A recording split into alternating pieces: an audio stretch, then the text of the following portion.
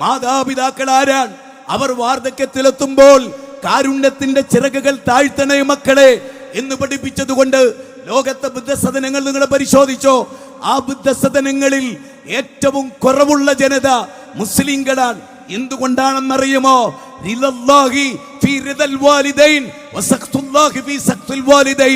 മാതാപിതാക്കളുടെ കോപത്തിലാണ് അള്ളാഹുവിന്റെ കോപമെന്നും മാതാവിന്റെ കാലടിയിലാണ് സ്വർഗമെന്നും വിശ്വസിക്കുന്ന ഒരു സൊസൈറ്റിക്ക്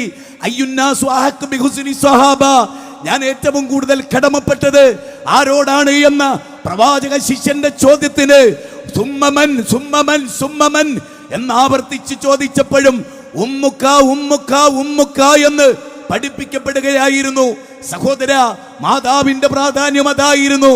കഞ്ചാവടിച്ച്, അതുപോലെ ഇവിടെയുള്ള പെത്തടിനടിച്ച്, സിന്തറ്റിക് ലഹരികൾ അടിച്ച് സ്വന്തം മാതാവിനെ, 10 മാസം നൊന്ത് പ്രസവിച്ച മാതാവിനെ, 2 കൊല്ലം പാലൂട്ടിയ മാതാവിനെ, സ്വന്തം വിവാഹത്തിന് വേണ്ടി മഹർ പോലും സംഘടിപ്പിച്ചു വെച്ച മാതാവിനെ, വീട് വീടാന്തരം കയറി അധ്വാനിച്ച് തൊഴിലെടുത്ത മാതാവിനെ കടാര കൊണ്ട് കത്തി കൊണ്ട് വെട്ടി നുറുക്കുന്ന താമരശ്ശേരിയിലെ സംഭവം, കട്ടപ്പനയിൽ അമ്മയെ കെട്ടിയിട്ട് ബലാത്സംഗം ചെയ്ത മകന്റെ കഥകൾ, ഇക്കഴിഞ്ഞ 3 മാസം കേരളത്തിന്റെ സാംസ്കാരിക തലങ്ങളെ ഞെട്ടിപ്പിച്ചുകൊണ്ട് കടന്നുപോയ കൊലപാതകങ്ങൾ.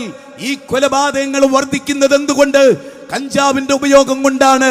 ആർണോൾഡ് ടോയംബിയുടെ ദ സിവിലൈസേഷൻ ഓൺ ട്രയൽ എന്ന് പറയുന്ന വിഖ്യാതമായ ഗ്രന്ഥം ലഹരിയെ കുറിച്ച് പ്രസംഗിക്കുകയും ലഹരി മുക്തമായ ലോകത്തെ സൃഷ്ടിച്ചെടുക്കുന്നതിൽ the most complete historical personality, ചരിത്രത്തെ നിലജീവിച്ച ആ പ്രവാചകനെ പോലെ വിജയം കണ്ടെത്തിയ വേറൊരു ജനപദവും ഒരു ജനനായകനും ഒരു മാതൃകായോഗ്യനും ഒരു വചനസാഗരത്തിന്റെ ചക്രവർത്തിയും ലോകത്ത് വേറെ ഉണ്ടായിട്ടില്ല.